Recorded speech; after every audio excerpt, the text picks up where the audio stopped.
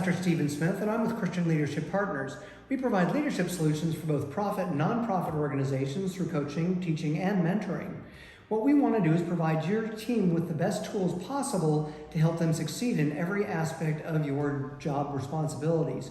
And what we want to do is provide you with this free 30-day training program that takes a look at the kings of Israel.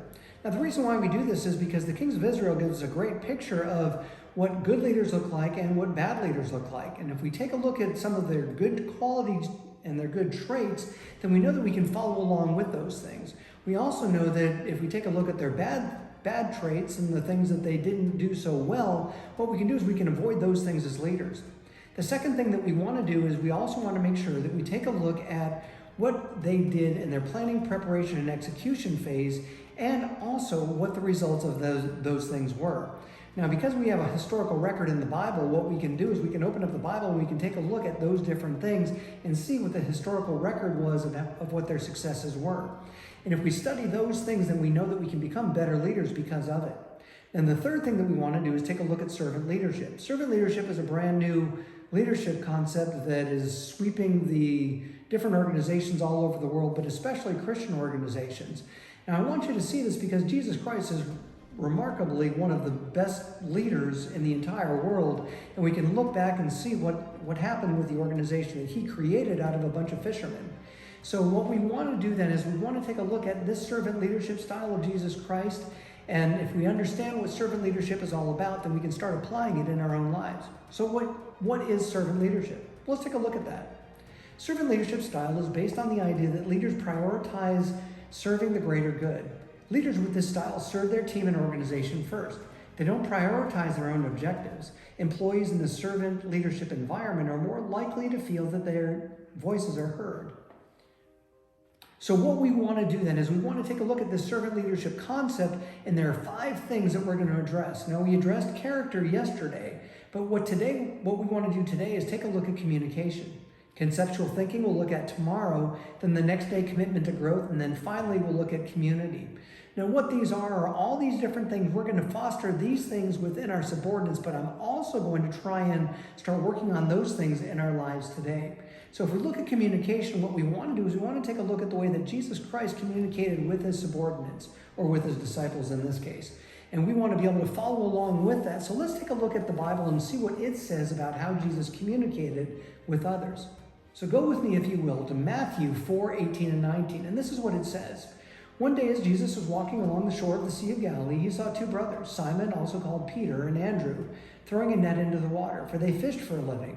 Jesus called out to them, "Come follow me, and I will show you how to fish for people." It's really interesting that he would say that to fishermen, wouldn't it? You know, if we communicate with our subordinates in ways that they can understand it, and sometimes if we are trying to get them to accomplish a specific task, then we want to make sure that we tie that in with what their knowledge already exists in certain things. So in other words, if I tell fishermen, hey, let's go out and fish for people, we're going to do that. Hey, if I tell a mechanic, we're going to work on people's hearts. Let's open up the hood and see what we can do to help people out. You know, these are all different ways that we can communicate clearly with our subordinates regardless of what their level is. We want to be able to speak to the lowest level, but we also want to make sure that our content is good enough for the very highest level as well. So we want to make sure that we do all of those things. Now, we can work on this as we go along, and I really do encourage you to practice this not only with your subordinates, but anywhere that you're at. Try and talk to the people there at Walmart or wherever you are. If you're out within your community, say hi to people, get to know them a little bit better, understand where they're at, and when you can communicate with them where they're at, you're going to be that much more successful. Let's take a look at another way that Jesus communicated. So in Matthew 5:1 through 2, this is Jesus preparing his disciples for the Sermon on the Mount. Now, what this tells us is that one day, as he saw the crowds gathering, Jesus went up on the mountainside and sat down. His disciples gathered around him, and he began to teach them. So what happened was that Jesus brought his disciples in before he went out and talked to all these other people. Now, there may have been other people that were listening, and we looked at the Sermon on the Mount and our character development yesterday. But what we can see here is that in communication, Jesus sat down and spoke with them one-on-one. or in this case, 1 on 12. But what he did was he sat down with them, he communicated with them, and he told them exactly what it was that he thought was important for them to know. And the Sermon on the Mount is extraordinarily important for us to read through, and we can see the leadership development in every one of these cases and why it's so important for us to be able to do these things. Talks about belief and unbelief, talks about how do we address these things, talks about what we do with what we have and making sure that we can accomplish all these things. And even the golden rules came out of the Sermon on the Mount. So this is all great things that we need to know for leadership development. But the bottom line is that we need to be able to sit down with our subordinates. We need to be able to communicate clearly with them on a one-on-one or a one on a small group type of situation. Let's see how else Jesus communicated. So if we fast forward all the way to the Last Supper, we can see this in John 15:15. It says, "I no longer call you slaves because a master doesn't confide in his slaves. Now you are my friends, since I've told you everything the Father has told me." So what we want to do is we don't want to become such great friends that I can't get any work out of my subordinates, but they have to know that you're there to help them. And this is one of the key roles that a servant leader is going to be able to do. A servant leader is going to let them know, hey, look, I'm still your leader, but what I want you to know is that I do care about you. I do care about what you're thinking about as a friend cares for a friend. So we want to make sure that these people understand these things and that they know that we care for them even as friends. And Jesus Christ did this in a one-on-one situation again with his subordinates.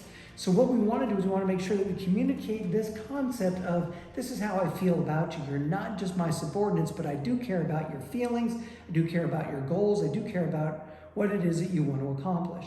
So the next way that Jesus communicated with his disciples is that he gave them a vision. He cast a vision and told them to go out and do it. Now this is much more than just, hey, I'm going to show you how to fish for men. Now he did that throughout the course of his life and the 3.5 years of his ministry, but at the end of the ministry, he had to send them out and give them a task that they could focus on. This is Mark 16:15. It says, and then he told them, go into all the world and preach the good news to everyone. So basically what he told them was, look, I've given you the good news. I need you to share this with other people. Go out there and get that done. Start working on that. It's also important for us to understand that the verse right before this, he just rebuked them for their stubborn unbelief. So what we want to do is we want to make sure that we can continue to encourage our subordinates when we communicate with them. So they have to know that they're our friends. They have to know that I'm communicating with them at their level, but I'm also going to send them out in the task that they need to know, and I need to give them that clear vision that's necessary for that. So based on these things, what I want to do is ask you a couple of questions. And these questions can be found down in the comments below if you download a copy of the notes. Also make sure that you subscribe and don't miss any one of these, and you'll be able to download the entire complete booklet once we're done throughout this teaching. But these are the two questions that I really want to press to you. Now the first question is how can you cast your vision better to your team? Now you may have already done this, but I want you to understand that if you can cast your vision to the team and if you can communicate it that well, then what you're going to be able to do is start getting them seeing and buying into the vision that you have and what the organization has. So if I know that I can do that, I know that I can succeed, but I've got to get that vision out in front of them. The second question that I have for you is this: what are the primary ways that you communicate with your team?